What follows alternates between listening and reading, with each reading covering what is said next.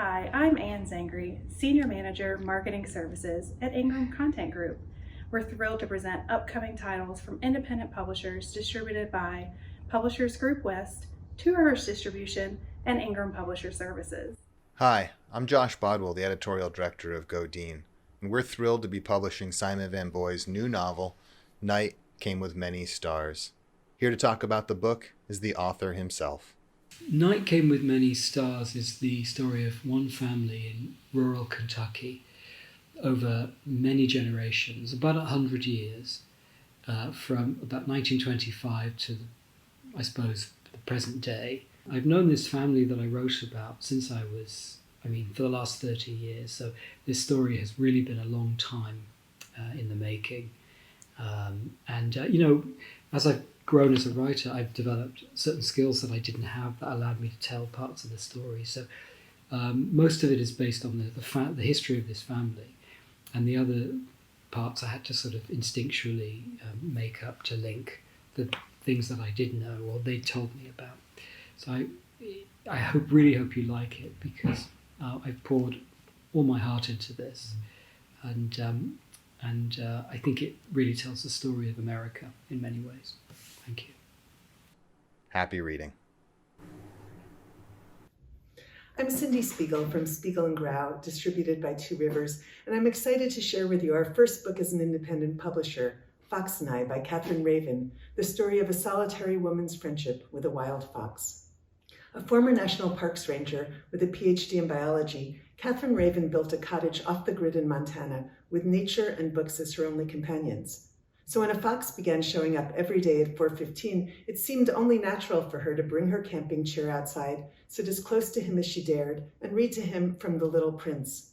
After all, how do you speak to a fox? So began a 4-year friendship.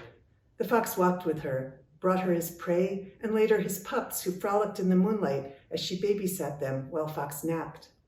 She'd been taught not to anthropomorphize animals, but it became clear to her that Fox had a personality and that he was, in fact, her friend. We're so excited to share this book with you, a story with an original voice and perspective that feels so relevant at a time when all of us have experienced solitude. Think of books like H is for Hawk, Braiding Sweetgrass, Wild. In fact, Helen McDonald just agreed to be in conversation with Kathy for a bookstore event, and we have blurbs from Temple Grandin, Ian Martell, Ian Fraser, and others. We hope you'll love this extraordinary story as much as we do. I Will Die in a Foreign Land is a story about human resilience and love during a period of violence and upheaval. It is the English patient set in Ukraine during the 2013 protests that led to the deaths of 100 people in the Ukrainian Revolution. The book follows 4 characters during the protests, one of whom is Alexander Ivanovich, a pianist and former member of the Soviet military. Alexander's character is inspired by a real person known as the piano extremist, a man who wore a balaclava and played the piano for protesters, never revealing his identity. As a child, Alexander's piano teacher taught him about the Russian composer Igor Stravinsky and his ballet, The Rite of Spring. When the ballet premiered in Paris in 1913, French audiences were so revolted by what they watched that a riot broke out. This ties into why Alexander, in his old age, is moved to join the protests and to play the piano there, which is the power of art to stir emotions. In an interview with Reuters, the real piano extremist described music as the spirit of the revolution. I Will Die in a Foreign Land is full of this spirit. It is a deeply emotive portrait of human resilience shown through characters who, in the face of traumatic national upheaval, are stirred to action, who through their acts of protest and art are lessons in empathy and pride. Hi, my name is Leslie Hooton, and I'm the author of The Secret of Rainy Days. It is about friendship, funeral casseroles, and lucky dust.